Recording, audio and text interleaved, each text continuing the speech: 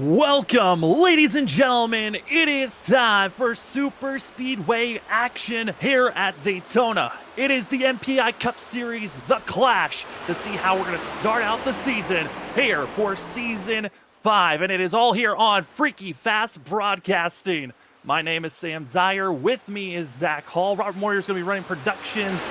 And what a pleasure it is to be covering the Clash here tonight, as the driver's going to have 60 laps of non-stop action. With this being a new season, a new car, and guess what? It's just going to be a new place to be watching some of the action throughout this season. Zach, what a season it is. Cannot wait for all the action to start. The Clash, what a way to begin the season. Yeah, no better way to start off the season than here at the World Center Racing at the Daytona International Speedways.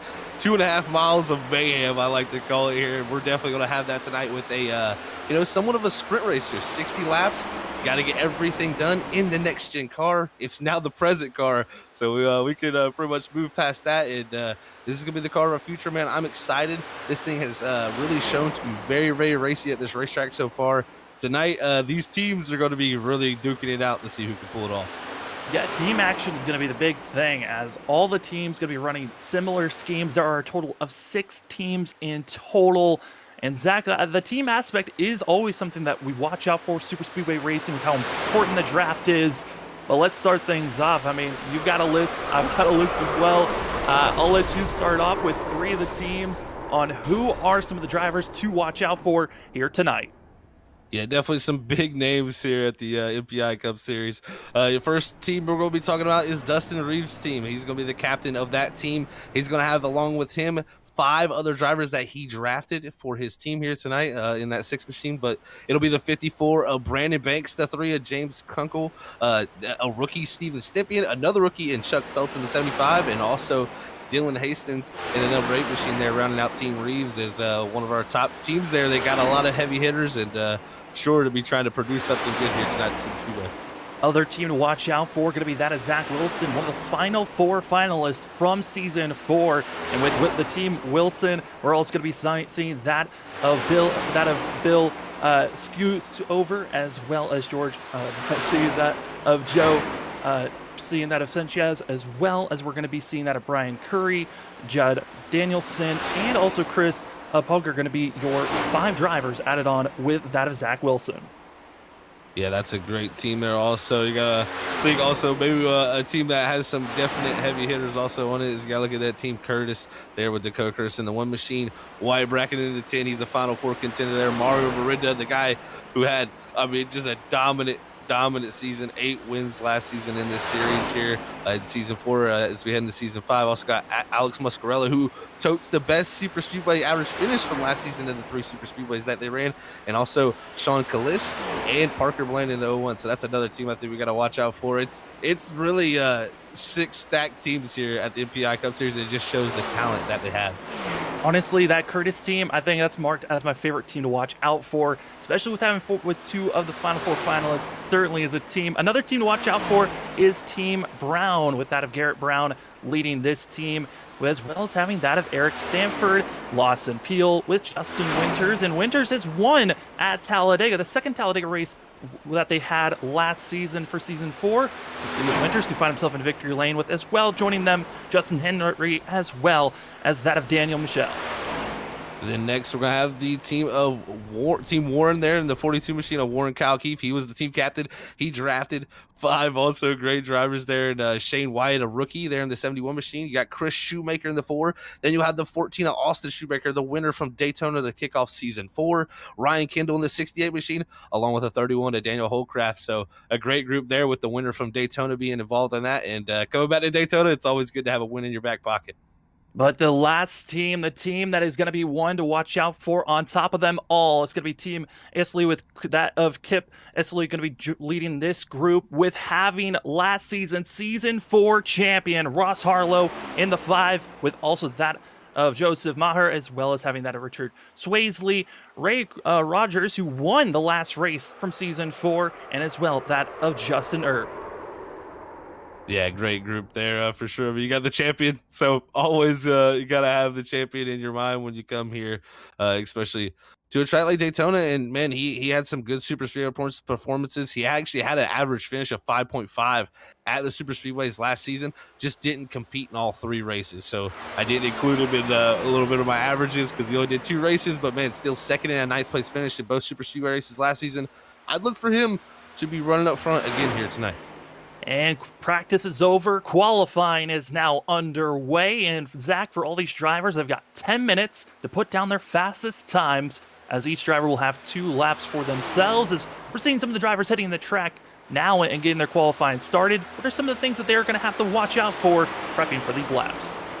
Yeah, these laps here is key to getting up to speed. If you do not get through your gears well, do not, hold a steady wheel and do not scrub that speed, you're not going to be completing a very fast lap. This is very tough. This is actually one of the more tough things to do at a super speedway is be able to separate yourself from your competition because you're wide open. You're just running around this 2.5 mile track. There's not much to separate yourself other than your hands around that steering wheel and guiding this car very gently around this racetrack. Because right now, we're watching the 27 machine that kept easily there around the top side. You can see he's running about a lane and a half off the wall. Actually, here on iRacing, the wall produces a lot of drag now. So running that lane half off the wall like he is right there will actually help him build a little bit more momentum as now he comes across the start-finish line to start his second lap. He's going to drop to the bottom lane to try to carry all that momentum he brought in that first lap into a faster lap here in the second one. Hip Easley going to be the team captain of Team Easley. As you can tell, his car is going to be red. All the drivers that are part of this team going to be in the red machine, which I think that's one of the more fun things about the Clash. It allows these drivers to have a little bit more fun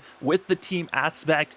And throughout, prepping for this event, it was drafted. Drivers were picked on who was going to be on what team.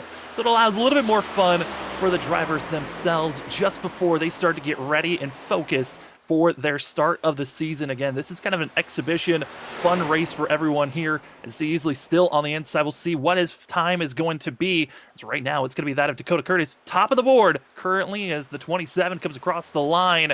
We'll see the time come up, and this is looking like a burner for the 27, but only up to 12th for himself. But Zach, the fact that this is kind of a fun show match before the season really starts to get ramped up, I think this is going to be just fun to get a taste of what the next gen Cup car could, like we said, now is going to be now the current gen of how these drivers are going to be attacking.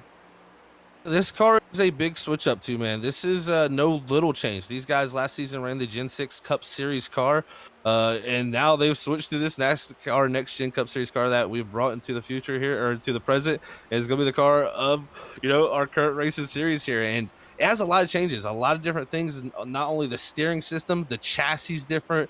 I mean, everything all the way to the rims of these cars are different, even the way you put them on there. So we're going to be talking about a lot of that, I think, as the season goes on. But getting used to this car, getting used to it early is going to be a key here. And Daytona, I think, is a pretty familiar place for these drivers to get used to it. Yeah, Daytona, going to be a blast to watch. You've been watching throughout this week on iRacing. It is now official week of Speed Week for these drivers, so they're having fun getting a little bit of a taste of this. And Zach, I think for most of these drivers, it's once we get them into the pack action. This is just the early point, trying to test to see what position they're going to be for qualifying. You want to be up front for some, but others, I wouldn't be surprised, Zach, if we see a lot of drivers decide not to qualify because they want to be in the back. Yeah, this package here, man, it can get very wild. So I think you're gonna have a mixed bag of strategies. Only 60 laps here tonight, but you have a stage caution there at the lap 30 mark. So they know they'll be able to have some point to catch back up. So I think you may see some drivers, decide to say, hey, that first 30 laps, I'm not going to put myself in danger. I'm going to drop myself to the back of this pack, try to stay a little bit farther out of the danger zone, and see where yourself can place yourself in those last 30 laps. And hopefully you're in a good position. Also got to remember one fast repair tonight too. So you can get caught up in one thing that ruins your car, and you'll have that one fast repair to help bring you right back into it. Again, this is the start of a new season, Season 5 for the MPI Cup Series. And with the Clash, there are some, we have that stage break, but there's also some other aspects of this race that the drivers are going to be getting prepared for, which, Zach, this kind of gives us an opportunity to bring up a driver that's going to be out there on track to give us a little bit more information about what tonight is going to be all about. So I'm going to throw it over to you, Zach, getting ready to bring up that of Dustin Reeves. Yeah, we're going to have Dustin Reeves here coming to explain our format. So here is Dustin Reeves. Hey, Dustin, Zach up in the booth, man. Great to have you come up here. Great way to start the season here off with the Clash. But, man, a cool format y'all got going on, and I think you want to definitely explain to the fans at home how this is all going to go down here tonight at the Daytona International Speedway. Yeah, for sure, no problem. Thanks for pulling me up here, and we're super excited about adding Freaky Fast to the league this year. So we just went with something a little different to start out the year. We got the Clash at Daytona tonight, and we kind of went draft style. We got 6 admins, and we all just fantasy football drafted our field kind of. No admin was allowed to pick anybody that's on their current team. Most admins have they own a team, so you weren't allowed to pick your own guys. Just to kind of mix it up a little bit and maybe get some guys in the league that don't normally work together or even talk to each other. Just get them to mingle and see if we can start the season off on a good foundation with less drama and if more people understand that, hey, this person's not as bad as you think he is, or it's just hard racing and there's no ill intent. That's kind of the goal here, is just to get people to get out of their box a little bit and mingle within the league. Just to start off the season with something different was the idea.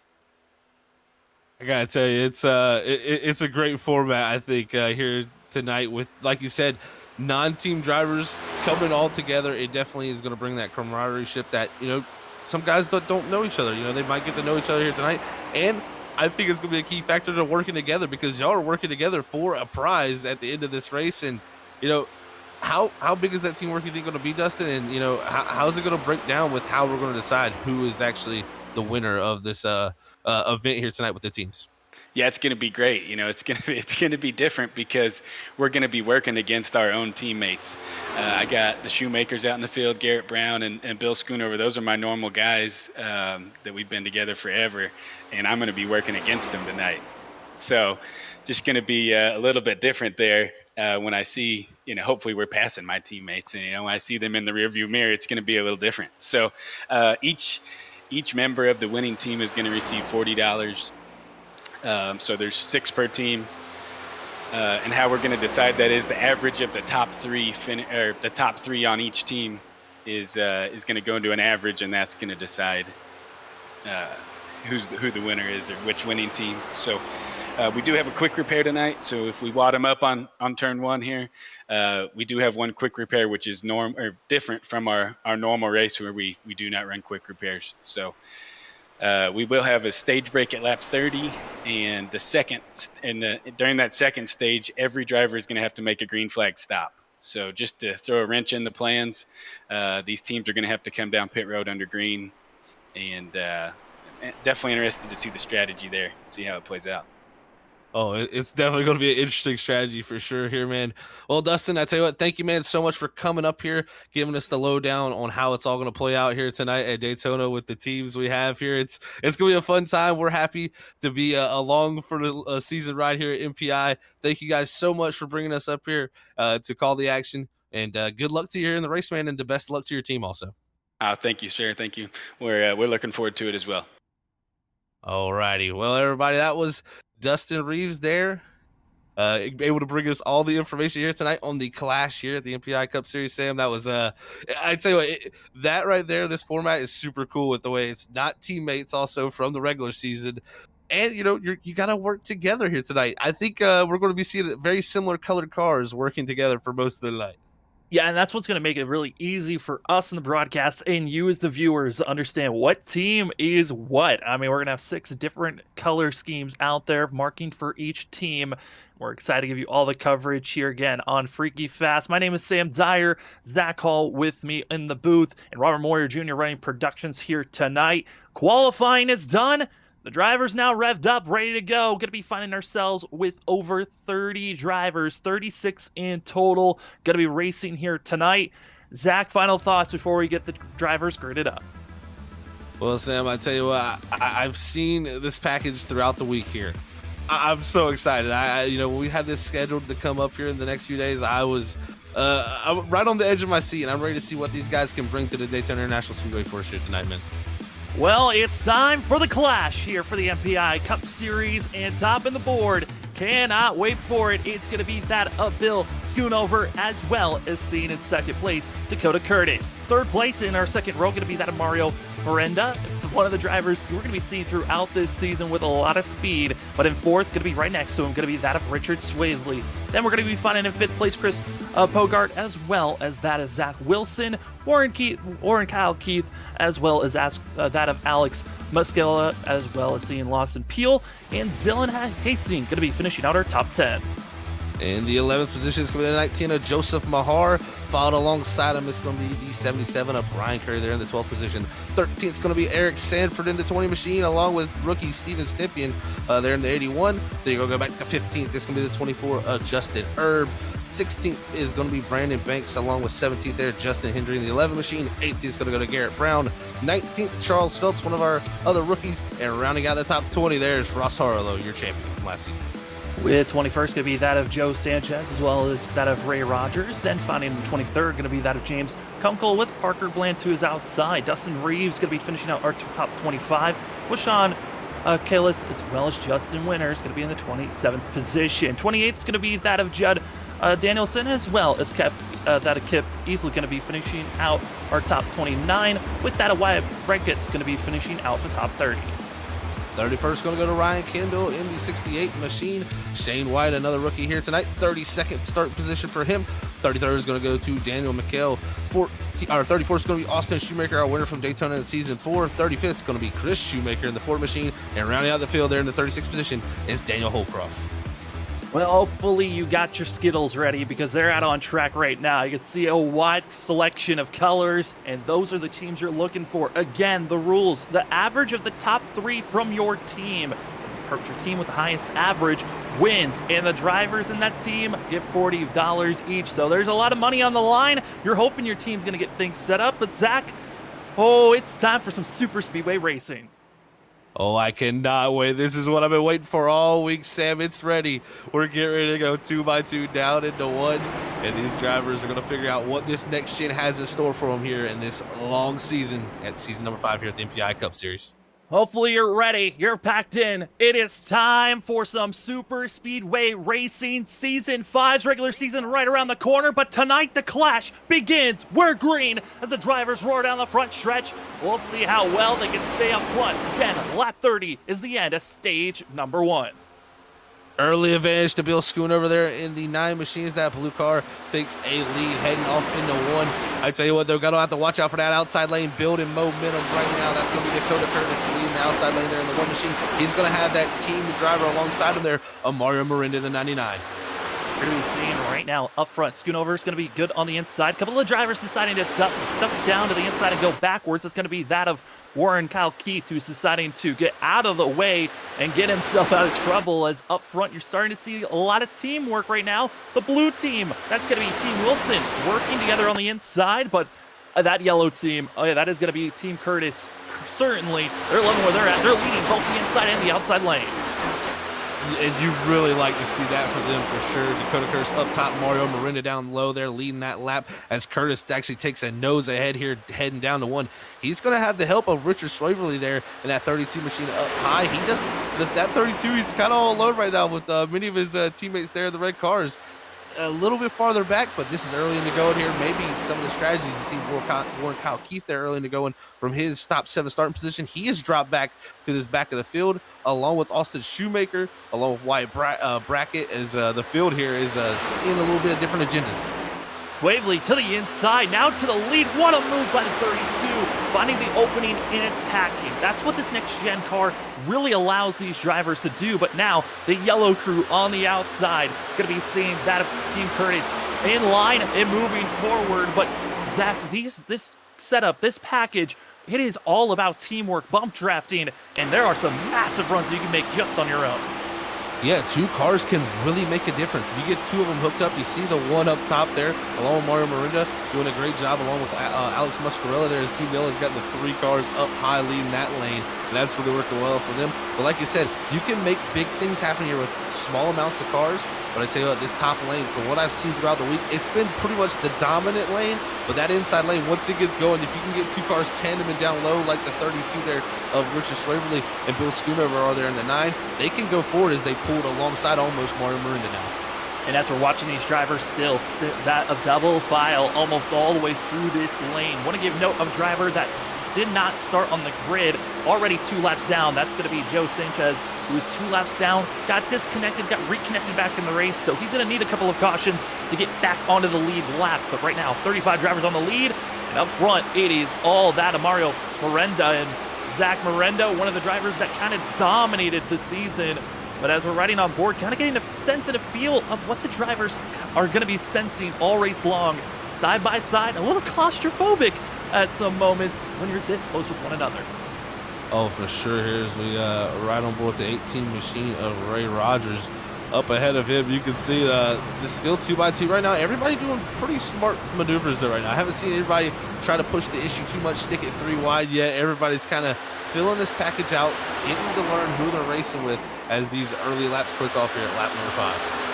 And Zach, again, Daytona is where the season's going to start for these drivers. This is the first real taste for some of the rookies that are out here. And you see the 81, David Stimpian, one of the rookies that we're going to be seeing throughout this season, drafted into this the Clash. Kind of surprising to see rookies that were drafted into this race, but hey, your hand is out there. Some of these drivers really showed off their skills during the tryouts. Now they're out here having a chance to run with some of the veterans of that of the MPI Cup Series.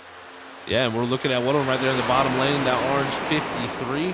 That's Lawson Peel. He was one of our rookies that has come through, and he's definitely showing his older record right now. Steven Stippy going around in 81.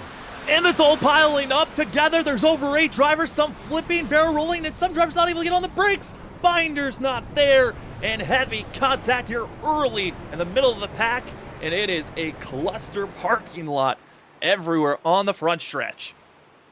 Yeah, some fast repair is going to have to be utilized there, as I'm seeing some pretty damaged race cars. And, oh, man, it just looks like a bump draft gone wrong, and 2 green cars have come together. And, man, at least 4 of the green cars involved in this. We're going to click on our instant replay there and check it out.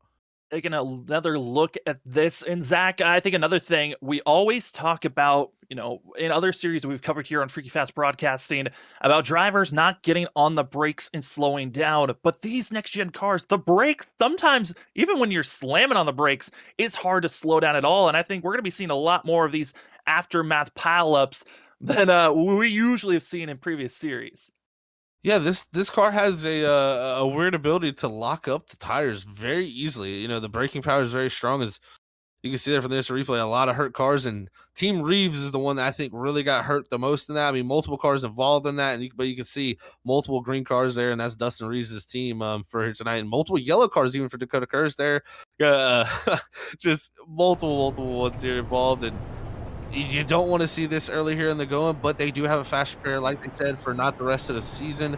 So tonight they'll take this fast repair with a smile on their face for sure. Yes, again, all drivers have a fast repair. That fast repair completely resets the car, but once you use that fast repair, your safety net, the rest of the race is gone. But a driver that loved the fact that this yellow came out, that's going to be Sanchez. That's going to be able to get at least 1 lap back for the 55 team. The rest of the field, over half of the field into pit road, getting service done, damage repairs. Some might try to save that fast repair, while others are just coming in, getting topped up with fuel tires. And that's another thing that we haven't touched on, which isn't really going to be a major factor because it's only 60 laps. But there are 3 sets of tires in pit road if the drivers feel like they need to use a set. Yeah, those tires definitely there if they need to get it done. No issues on fuel either here tonight. These cars can go about 42 laps on a full tank of fuel, so we're not going to see no stops made for fuel, but we will have to see a green flag stop, like they said, in that final stage. That is mandatory. It has to happen, so you're going to have to come down at some point here and there. But during this first stage, I think, like we said, most drivers here are going to be staying out and trying to hold on to the track position early in the go. But, man, a wild start to this right here, but we got to remember also, a lot of team drivers were involved in that, the same color teams. but it's your top 3 drivers' average finish that goes the long way. So as long as you can get 3 cars to the end of this race, you should be in a good spot. Yeah, that's the big thing, is just make sure 3 of your teammates are up front, running well. And currently, right now, the team with the best average currently would be our blue team, Team Wilson, who is going to be having that as Zach Wilson leading the charge as the team captain in 2nd place, and as well going to be having that Bill Schoonover, and also seeing that of the 17, of Chris Progar going to be finishing out the top 3 for that team. And this is exactly what we want to be seeing for those drivers. Be up front, stay up front, and that's one of the very few strategies that can be utilized while super speedway racing. Zach, there's also a couple of other strategies that these drivers could try besides just fighting to be the leader. Yeah, you could definitely play a lot of different strategies. A lot of drivers feel like being out front is the safest place to be. A lot of other drivers are going to feel like being out back is the safest place to be. We've seen right there, a few of the guys that are out in that backpack got caught up in that incident trying to get slowed down. So just because you're out there in the back of the pack riding around, you have to stay heads up at all time, make a quick reaction to what's happening, because if you don't, we see an incident like kind of what happened there. You get into the brakes a little bit too hard, you start to lock up, you can't slow down when the tires are sliding across the racing surface, they're not gripping and slowing that racing car down appropriately. So big incident there that brought that out for a few guys that were in the back that couldn't get slowed down. So just because you drop back there does not mean you're safe. You got to stay heads up when it comes to these incidents, because they happen in a moment's notice here at the Daytona International Speedway. Still a lot of racing to go as the drivers are getting ready to go green. Pace car lights are off. We're stacked up, and the drivers are in turn 3, ready to take off and try this one more time. As for that is Zach Wilson. We'll see how we can get through, because Zach, what's fun about these drivers is we get to take a little look of what they've got going on in the real world as we ride on board with Zach Wilson on this restart. These drivers, they no longer just have 4 gears, now 5 gears to get through. We'll see how well Wilson can get through these gears on the early going, or will we see wheel spin? Because there's always a possibility of a wreck here through the tri-oval. Pace car is off. We're green here for the clash once again as we're starting that lap number 9. Great start for Zach Wilson. They're actually a nose ahead with the help of Lawson Peel in that 53 up top. They're going to nose ahead along with Mario Miranda up in that top side as the top side looks to build the momentum. That inside, though, Richard Schwebele, he's got the help of Bill Schoonover. Can they get the momentum back down low as they're going to pull dead even here coming out of 2? And as we're also seeing, again, this is Zach Wilson on screen. You can tell, trying to keep that steering wheel as still as possible. And you also see the black team of Team Keith all going down low, going to the back half of the field. But Zach Wilson leading the charge, but that smoothness of the steering wheel, I think that's what's helping him the most up front. Look at that, he's going to drop down low, cover off the inside line. He saw Mario Miranda jump down there. He said, no, sir, you're not taking a lead this time. He's going to jump back up, try to control these lanes. This is something you can do in this car, but you have to be quickly able to react, pay attention to that rear view mirror. If you make a reaction just a little bit too late, that block will turn into a bad block, and you're going to cause a major incident in the front of this field. I mean, how much trust do you really need from your spotter to know that you can go up and block? That's what I'm loving about this new aero package that iRacing has put in for this current gen car now, is that you have the ability to block. I feel like for the past couple of aero packages, it's been so difficult to block successfully as a leader, but right now we're seeing it from that of the 51, blocking perfectly, but watch out for the outside. That 24 is on the move. He's been making a lot of big moves through the middle of the pack, and now leading that outside lane.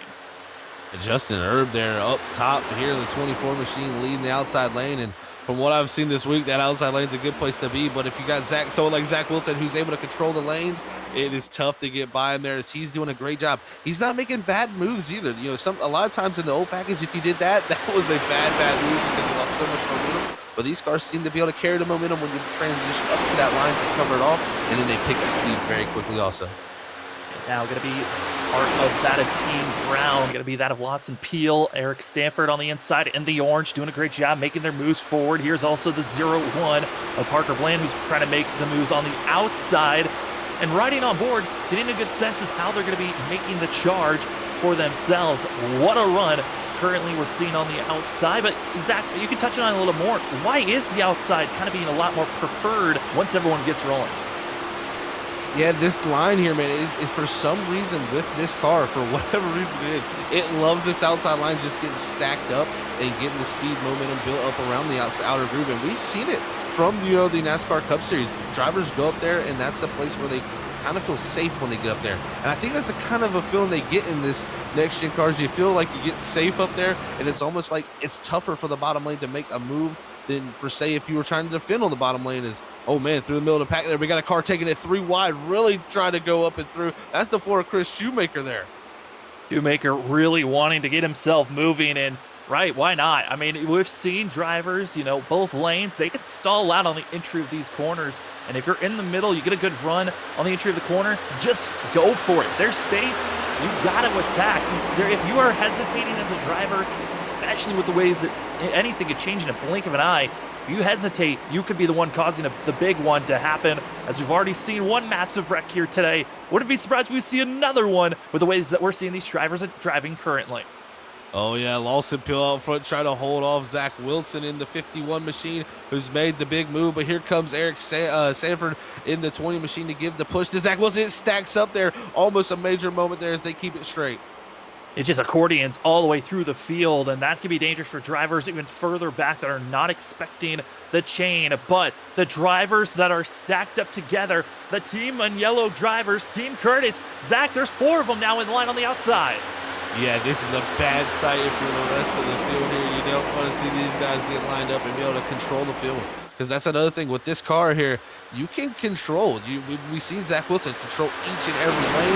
You get a stacked group of these guys up here controlling each lane, it'll be tough to get by him here. But right now, Lawson Peel has pretty much brought everybody up to the top side there in this front 6. But now that bottom lane trying to fight back with Zach Wilson, it just shows you one little momentum loss, and look how far back they've dropped. They're just going to slowly work their way back up there. Or we may see a few of them transition up to that top side as the top side's building more and more numbers. I mean, I got to feel bad for this person at 24. He is the lone driver, doesn't see a teammate for at least 8 positions back, and he's just surrounded by either orange or yellow. And I mean, when you're surrounded by drivers, I mean, before we, like, when everyone had their own separate schemes, usually, yes, you could tell which driver was part of what team, but you now definitely know who's on which team based on their color of their car. So you got to be a little bit more nervous when you're just being swarmed by the same color. No, that is the beauty of this, I think. You know, normally drivers, you don't have such a visual cue to see where your teammates are, but you can look up there and say, man, I can definitely notice where they're at, and we need to try to get together. As Lawson Peel still looking to control the field as he's dropping low and high, and Mirinda, he's been the driver really making the big moves, in my opinion. He's been going backwards, forward, everything he possibly could do as a second. But as we look back here, we got a little bit of a different pack forming, Sam, in the second pack. And I think these are a lot of guys that were involved in that first caution that had to use that quick repair. Yeah, these are drivers back in the top 30 that are kind of just waiting for their time to go moving forward, as we're right on board with the 81 as Steven Stimpian, one of our rookies, has already used a fast repair, but kind of in a pack that's so far back. They're 6 seconds away from our leader, but they're in a position where even if the lead pack wrecks, they've got plenty of time to slow up and avoid any type of collisions. No, and I think that's why they're planning to do that. So he gets the quick swig of water there. Got to hydrate while you're driving here. These race cars to stay focused. But yeah, Stimpian involved in that first instant. He's just going to ride it out back here now, try to get to that stage and keep that car safe for the end of this race. But man, I tell you, this has been crazy here to watch. You got the 24 Justin Erb, but man, looking up front, we have a 4-car breakaway. They have just driven away from the field, and this is showing the tandem ability of this car. Lawson Peel, Mario Mirinda, Eric Sanford, and Richard Swaverly, they are a second out on the rest of this pack. Yeah, I went back and rewatched. It looked like from the 51 of Zach Wilson got a little bit out of sorts, completely jammed up the outside lane, which caused everyone to recoil back. But this gap is now grown to a large amount by over 1.5 seconds. He is our front 4 compared to the rest of the field. And that's a big enough gap here, Zach, where the draft isn't a factor to really be allowing these front 4 to continue to pull away. Yeah, these guys are starting to break that draft. There is still a little bit of a toe carrying on. Oh boy. Zach Wilson back there in the wall. And major incident there for Team Blue and Zach Wilson. Scary situation for multiple drivers. That of Garrett Brown going to be the driver that loses the most ground on the drivers ahead. He's going to lose the draft. But certainly for Zach Wilson, clobbering the outside wall, again, splitting up that second pack that was growing. But that damage is going to be something to watch out for here, Zach. Yeah, and went back and looked at it there, saying it looks like actually Zach was pushing the teammate there. Chris Progar got him a little bit squirrely. Progar gets into the outside wall, damage to the front end of the 51 also. So 2 drivers for Team Wilson there involved in that incident. And Progar said he is pitting in, and so is the 51 of Zach Wilson. So we'll see them coming down the pit road here with damage, it looks like. I mean, damage might as well come and get it. Oh no, spinning around. There goes the 85. We were riding on board with them in our yellow waves. Just a miscommunication, tapped on the wrong rear quarter panel, and a wreck in our second yellow of the day. Oh, and the rest of the field tries to get by here. This was super close for a few guys getting through that. Luckily, everybody else missed out on it, but just a terrible break there for Judd Danielson as we caught that one on board. That was a heavy lick there, Sam, for him. And for Judd Danielson, this could be the end of his night. Had already used a fast repair for the 85. As we take a look here from the outside point of view, 3 wide and just clips and goes around. Also in front of the 24 of Herb, who had also used a fast repair. A lot of drivers with that first caution, with it being over half the field. This is calamity, and now we're going to see a lot of drivers starting to trickle out of this race. Those green machines almost clobbered there at the end. Yeah, that was very, very close there for the green cars for sure to get through. And Dustin Reeves, he was luckily able to escape that there as he's one of the Team Reeves green cars there tonight. And luckily for his sake makes it through. But the rest of that field, man, just it could have been so much worse as we've seen on that first wreck, just piling in. The guys did a lot better job, but it was definitely a little bit too close there for a few of them. See a few drivers think about going into pit road. This is great for the drivers that were actually indicating that they were going to come into pit road, as we get to see Eric Stanford and a couple of others trickling in. For us here tonight, we are so close to the end of stage 1. Again, that's going to be on lap 30. We're going to step away for a quick moment. We'll be right back to finish out stage 1. Get ready for the chaotic stage 2 and racing it to the end.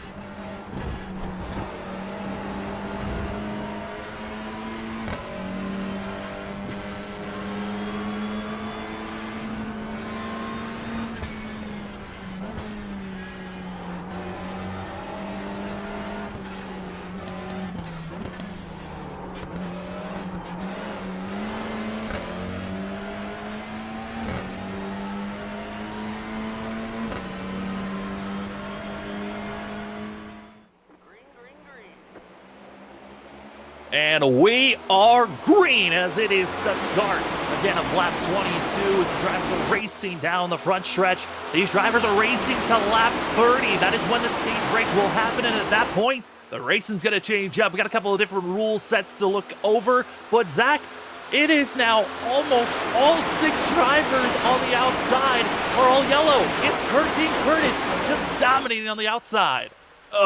Trying to get another car up there. He had to back out of it and wait another time to get up to that top line.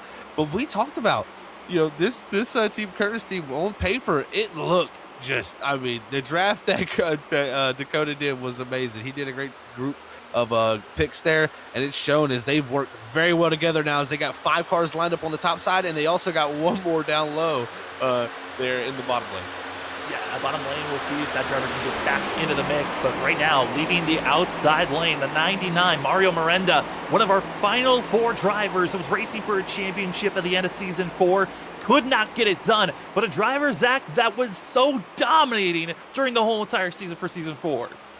Yeah, man, I tell you what, if he can carry that same, style into this season, he is going to be tough to beat again for the championship. He didn't, like you said, didn't get that championship, but the stats, just show how dominant of a season it was for him. It just shows you, though, in this style formats, when it's one race comes down to the end, anything can happen. It's anybody's game in that last race. You have to perform till the last checker flag of the season, and it's all starting here tonight. These drivers are already performing pretty well, in my opinion. See a little bit more of a shuffle. Got to be careful not to place yourself in a situation that could end your race. As some of the drivers up front of the 0-1 of that of Parker Bland going to be a driver that could be seeing himself in trouble. One of our only drivers up in the top 10 that's already used a fast repair. Got to be careful for themselves, but I think that's a big thing for half the field. They've already used their fast repair. There's a lot less drivers that still have a safety net as we're coming, and look at that run, Zach. The outside lane just flying by themselves. Yeah, I was sitting here watching the outside lane myself here, and the momentum, the energy they just generated with the cars there was amazing. Schoonover and Peel jumped down to the bottom here, but now this is going to give Miranda that top side lead there up in the 99 machine as he's getting help from the 01 of Parker Bland there, and also Dakota Curtis there in the 1 machine, and the 10 there of Wyatt Brack, and they also have their 43 of Sean Callis there down low, so pretty much all of those cars right there. Again, they are racing to lap 30. That's when the stage break will happen. And after the stage is over, the drivers are going to be forced into the final 30 laps to have to do a green flag pit stop. Every driver's going to have to do that. That's kind of the fun strategy that comes in the second half of this race. But at this point, I feel like most of the field, it's just survive, make it to the end of this race as we're seeing the drivers on the outside lane working with one another. And Zach, you kind of noted on it, the wall is another factor that these drivers on the outside have to worry about. Yeah, that wall actually does generate drag. It's an actual aerodynamic update that iRacing brought a couple builds ago. And we've seen it really affect these cars as they're starting to jockey back and forth to get Bill Schoonover. And Lawson Pill, they're jockeying back and forth on the bottom line. Now Schoonover goes to the bottom and Lawson Pill for the lead.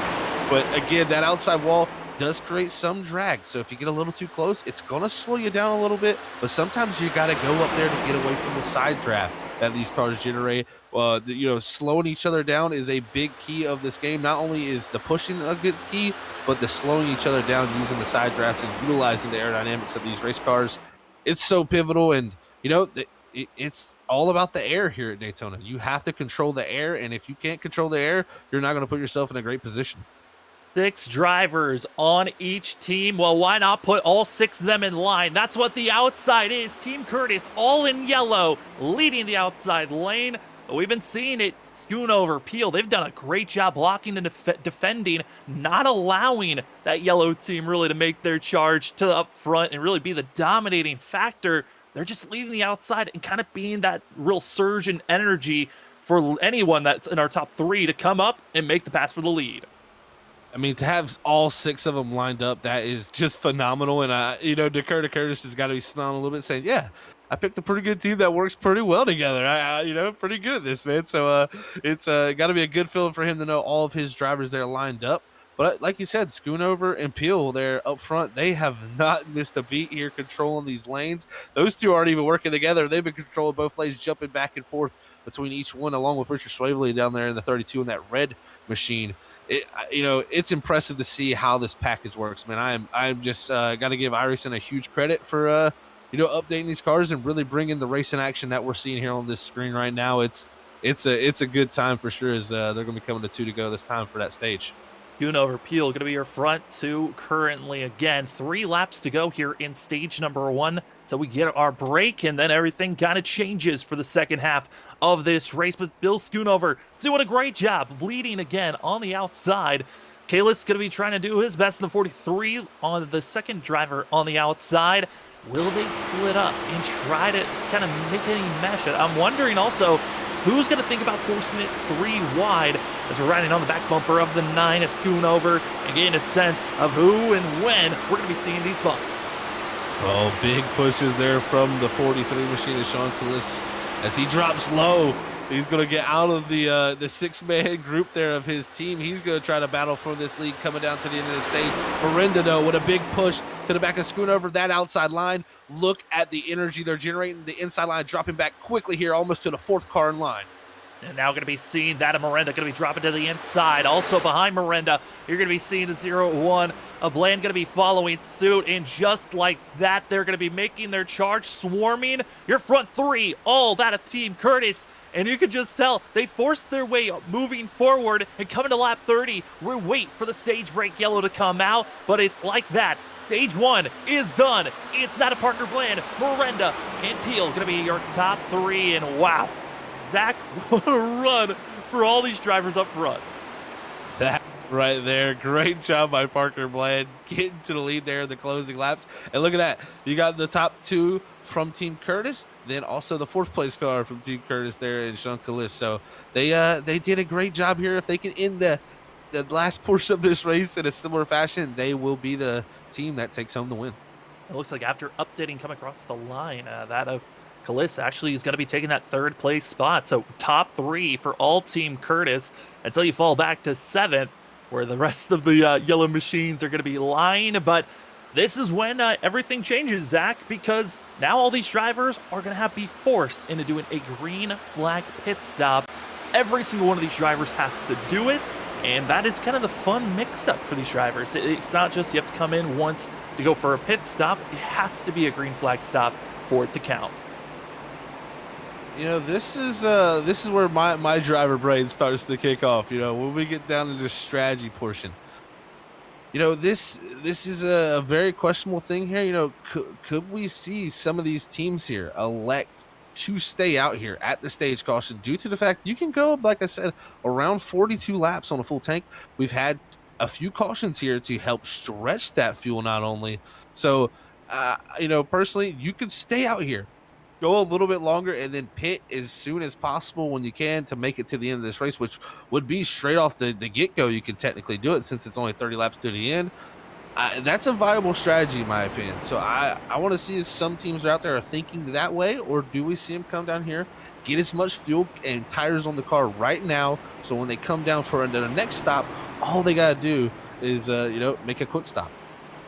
I'm kind of a fan of doing the early stop. Come in as a group, come early, get yourself away from all the danger, and instead of waiting till the very end, because the very end, I mean, if you pit at the last moment, there's a chance you might be forced into pitting if there's a caution and caution just completely wrapping over one another. There's a chance you might have to pit when you have only 10 to 5 laps to go, while the rest of the field, they feel comfortable up front as you see the field all coming in, topping off with fuel kind of expected by most drivers, and staying out, it's going to be the 6, going to be seeing that of Dustin Reeves on top, and going to be up front, and the rest of the green machine's going to be also staying out as well. I like the call there from Team Reeves there to stay out here. This means they're going to have to be coming very early. They're going to have a limited amount of fuel in their car. They could have pitted from a stop before here earlier, so that will help a few of them stretch it farther.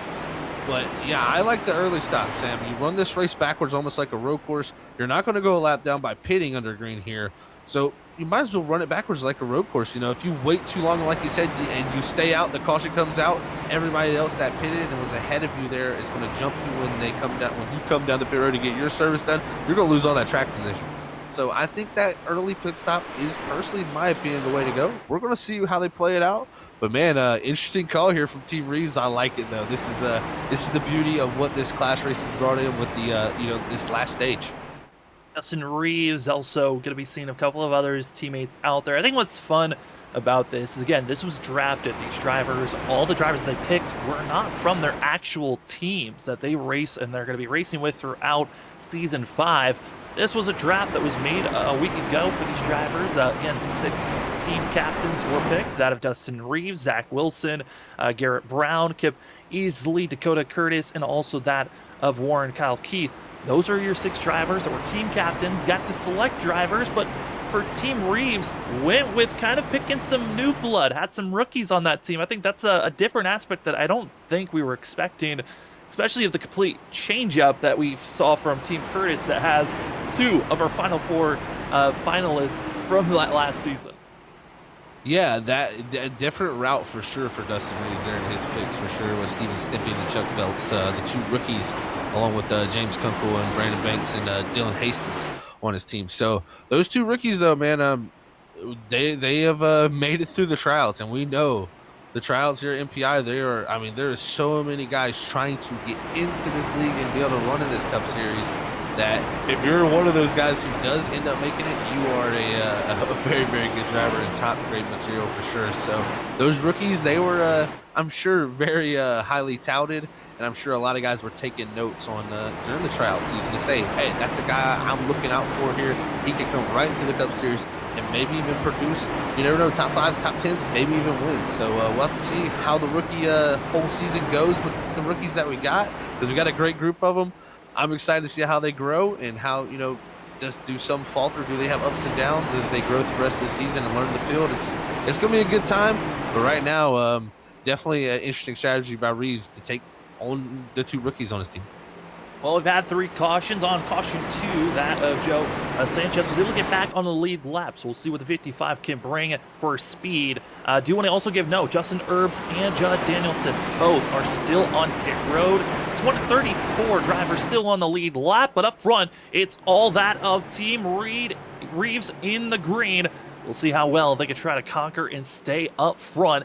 As you see, all the other colors to watch out for. Orange, Team Brown, they're going to be some of the front runners, but also Team Yellow, Team Curtis. They got in line very quickly, but it's time to race it out here to the end. We are green again for the MPI Cup Series. The clash is on, roaring and down into turn number 1. Dustin Reeves, their early lead, heading down the one. He's going to have James Kunkel there along with him. As they all now drop down below, you're going to have 5 green cars lined up with only 1 car in between them there to separate the whole 6-man team of Team Reeves. We got a Team Curtis car on the apron. Not sure who that is. It looks like they're dropping back quickly. That's going to be that of Wyatt Brackett, who's going to be falling back on the apron. Luckily, is able to stay close, and you see other drivers that the 10 is going to be able to work with. But for that, Brackett, got to be careful. Already has used a fast repair. Don't want any more damage. So we see some teams still lingering back. You see the team in red. This is Team Aisley as well as Team in blue. Going to be watching out for themselves. But we're now going to hop on board, get a sense, because right now, actually, pit road is busy coming in. Most of the front row went with our thoughts there, Zach, of come into pit road. It's busy. Cars are wrecking under pit road, though. Oh, no. That is not good for Dustin Reeves. Looks like contact between him and James Kunkel there on Team Reeves, and they have miscued this here as everybody's hit pit road to get that green flag stop out of the way. We said they were going to come early. They have done it early, as it looks like Team Green, Brown, and multiple ones have come down. As it looks like now Harlow here is we're looking at Ross Harlow. He's staying out. Ross Harlow stays out with his team, and not a bad strategy for themselves. Stay out. Ross Harlow comes in as our Season 4 champion. Gonna be trying to have a good run. We'll see if they come in this go around. It looks like for Team Blue and Yellow, which is going to be that of Team Wilson and as well that of Team Curtis coming in this go around, leaving us with just the team of Red. And Red gonna be that of Team Esley, gonna be up front leading their way. And Zach, early takeoffs, but now for most of the field, they're banking on seeing this Team Red either come into pit road, and honestly for Team Red, they've got to come in now. Everyone else has made their pit stop, so they're good if a yellow comes out. Yeah, this is the one thing I like about this. They've waited 2 extra laps here. Technically, I think they'll come down this time, but they're going to have a much cleaner entry to pit road here. There is only this group of red cars here. There is not a giant group like we've seen before coming down to pit road. They're going to have a little bit faster entries here as they spread out wide coming down here to pit road. This could very well be the money stop here. One of the drivers blows the cone there. I think that is Richard Swaverly as he knocks the cone out there into the grass, and that is not going to be good for him as he's definitely might get a penalty for that. We'll have to wait and see if a penalty is going to be given to the 32 of Swaverly, who got the penalty, who hit the cone. It potentially could be a penalty. We'll wait and see on the call. Most of the field, though, Zach did go with fuel only, and leading this group is going to come by the red team. It's going to be that of Mario Miranda as well as Parker Bland. Going to be your Fret 2, who had a fabulous pit entry and takeoff, but now kind of a little bit shocked that they were so far ahead. They're going to be caught up as, oh boy, driver gets spun and having issues in the grass. I believe that is going to be the 27 and also the 5 issues for the Ross Harlow, and Harlow's going to wreck the field coming through out of exit 2. Oh no, this is not good here. Big incident is the 5. I don't know if he had a major incident there that put him back up on the track, but man, right up into the middle of the pack and really nowhere for everybody to go. It started with Ross Harlow just hitting the apron, and the track surface got him loose into the grass, which then shot him off back into the racing surface. And see some other drivers, heavy damage, but this is a worst case scenario, putting us in our 4th caution of the day. Everyone's coming to pit road, but Zach, this is going to reset everything as we take a look at what brought out our 4th yellow of the day. This is kind of the aftermath of what happened with the 5 coming back up into the field. But this is not the way that they wanted green flag pit stops to end off. Not the way at all. And I mean, really the only driver who's probably happy, well, not happy though, because it involved some of his teammates there, is Richard Swaverly, who got that pit road penalty. He's going to be able to get caught up by that. But look at this, just carnage here. Multiple drivers involved from even Team Keith there. You can see they got caught up in that. It's just unfortunate and just a simple mistake from Ross Harlow. It just looks like you said, just a simple mistake on the apron, got loose, sent him into the grass, and from there he was just trying to catch it, and it just sent the car right back onto the racing surface. Looks like the tires were even locked up, so he was trying to get it stopped to the best of his ability, but it just did not stop for him. Of extreme contact for the 17 of Chris Bogard, and now it's just going to be a wild dash to the end. It's going to be about 20 to 21 laps to take these drivers to the end of the race. Everyone has already done their green flag pit stop, so Zach, now it's all on it. It's just a shootout from here on out. No longer strategy to be utilized. It's about getting up front and making sure, again, your top 3 of the team, based off their average finishing really together combination, that is going to be who wins out on tonight's $40 for each driver. So there's cash on the line, and it's all about teamwork from here on out. And we've seen a couple of teams, their drivers are knocked out. They're already heavily damaged. And this is going to be a frustrating night for some. But again, this was more of an exhibition race to get these drivers a little bit of a taste of what the first race is going to be like for the MPI Cup Series Daytona race, which that is going to be a fun race to watch. Cannot wait for that action. Oh, cannot wait for that for sure, man. I mean, we not only do we got the Clash tonight, we got the duels coming up too. So it's a full week of Daytona here for these guys, and this is a great way to get some practice. You know, this race here is really a race. There's no points on line. It's an exhibition team style race where, you know, these guys are out there going to have fun, getting to know each other in this season and kicking season 5 off with a bang here for sure. And you know, just a wild incident there to bring out this yellow, and now it, like you said, it's changed the whole complexion of the field just due to the fact that that green flag stop is out of the way for everybody now. Everybody's hit pit road. There's no longer a need for that. It's brought everybody back together. So the strategy kind of got thrown out the window.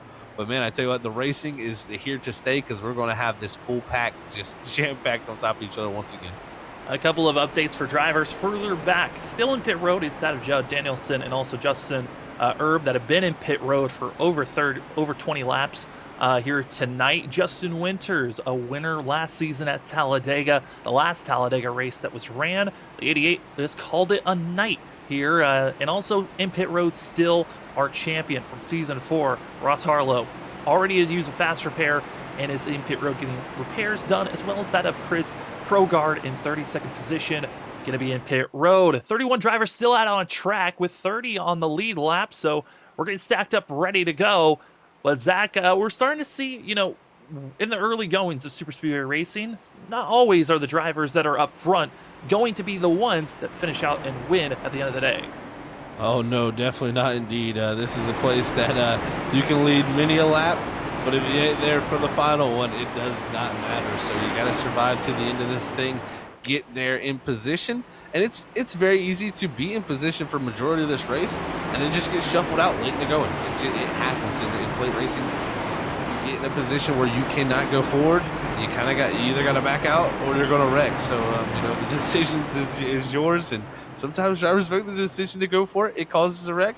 The other drivers sometimes will back out and wait for a better day to be able to try to get that position. But, man, it's been a great race so far, Sam. Miranda, he's been up front battling pretty much since the beginning. He's the only driver that started in the top 10 other than Lawson Pill there in 9th, back in 10th. That's still in the top 10. So we've seen majority of the field who've qualified up front be pushed back now as that caution has really flipped this race upside down. It really has, and with it going to be 20 laps to go when we go green, the intensity is just going to ramp up higher and higher of drivers every 5 laps. You're going to see drivers potentially going 3, and who knows, we could try some 4 wide, but this track is a little bit too narrow for that. But we'll see what courage, who feels like they're brave enough to test it, because pace truck's off, and we are green for the Clash once again for the MPI Cup Series.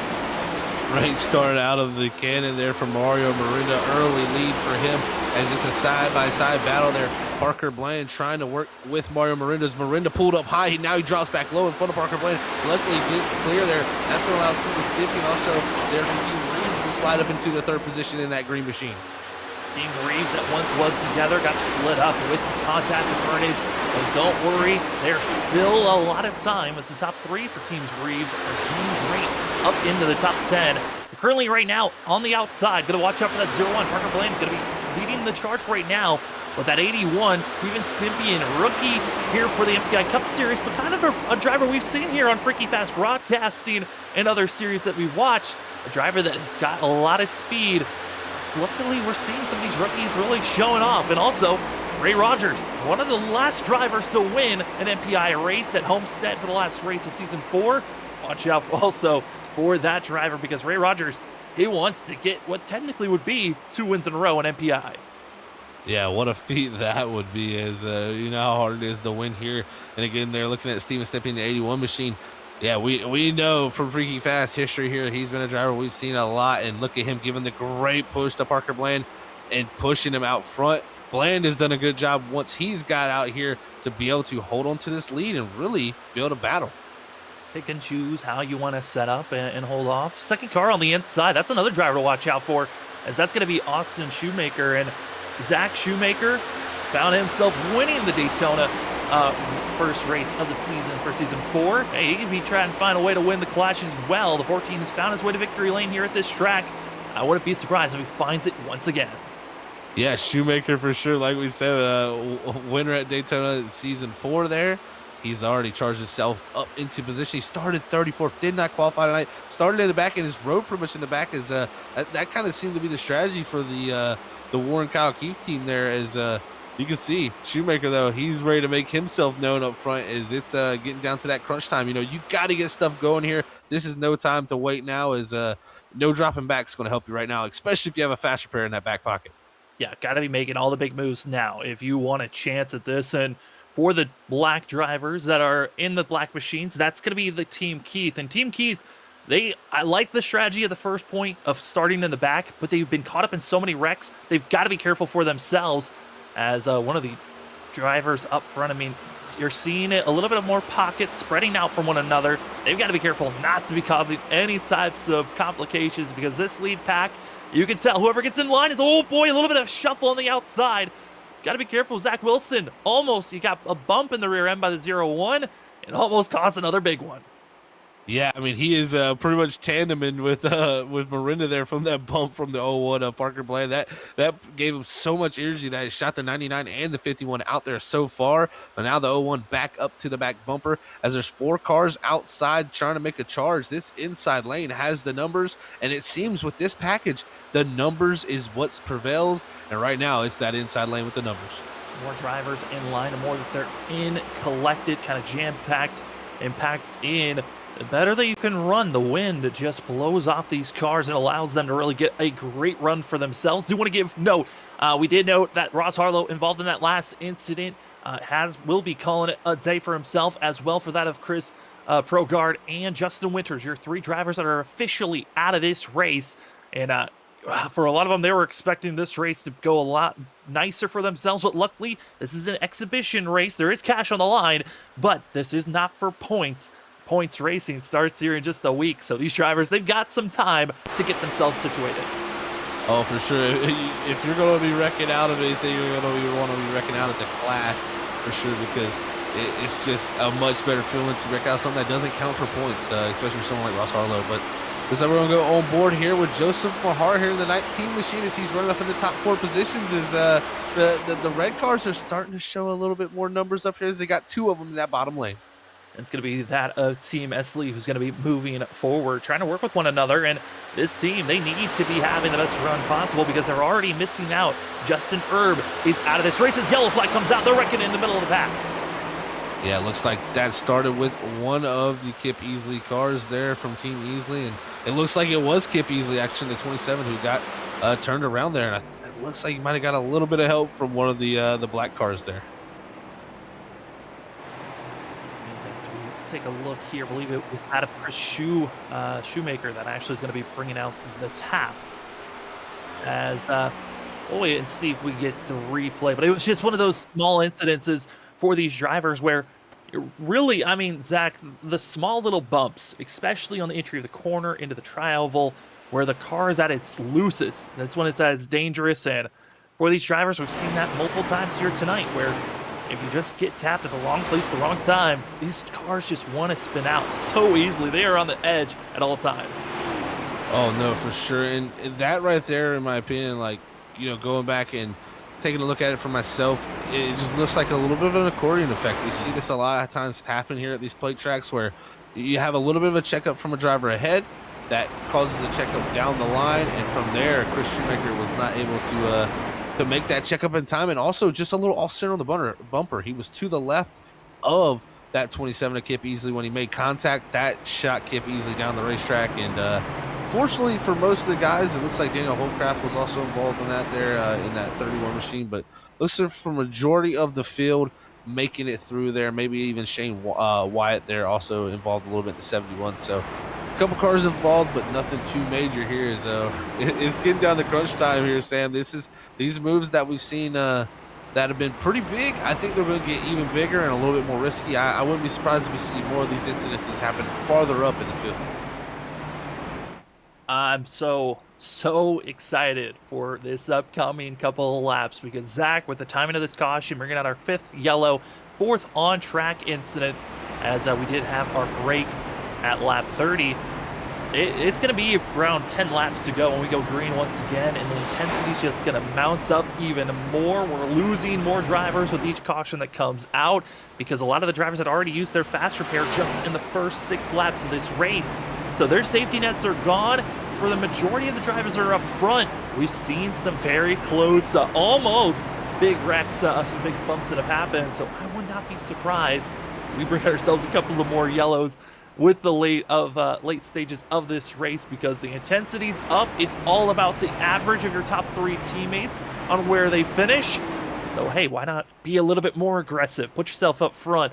And I think, if anything, we might see less drivers when it's on the white flag wrecking for the win and more so pushing their teammates to be in a better position. I completely agree, Sam. You know, it's going to be one of those things where it's not going to be, I think, every man for himself like we normally see. You know, coming down really to 2 to 3 to go. You know, we always talk about how teamwork works at these play tracks. It always is a thing, even, you know, in the regular season races, because you got your teammates. You're going to work with them. That is the key to making yourself and having success here that you can replicate if you have people to work with. But when it comes down, we know 2 laps to go, you can throw teammates out the window a lot of times. Most drivers are going to go and try to make that move, even to try to win the race themselves. But I think here tonight, that could change. Like you said, it's all about that average finish for your team. I mean, getting the win would be nice way to start the season. Don't get me wrong, even if your team doesn't end up winning. But I think the back picture of these guys' minds is saying, how can we get hooked up together and go out there and get this cash prize tonight? Who can get it done? As up front, you're seeing a good mixture of all the teammates and where they are, as we're seeing 3 of the yellow machines up there, also 3 greens. It's a good mixture that we're seeing now. I mean, in the first half, as coming to the end of the stage break, it was really seeing that of Team Curtis in yellow, and also seeing a little bit of a change up of seeing some other teams put their mix in.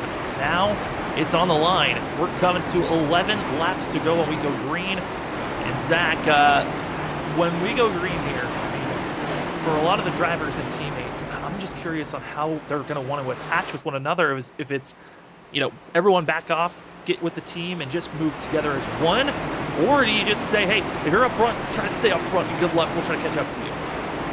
Yeah, I think if you're up front already, you need to stick up there. It's just so late. Get the best average you can for us. We'll try to do our best to get up there. I think should be the mentality for a few of these team drivers that are farther back with teammates up front.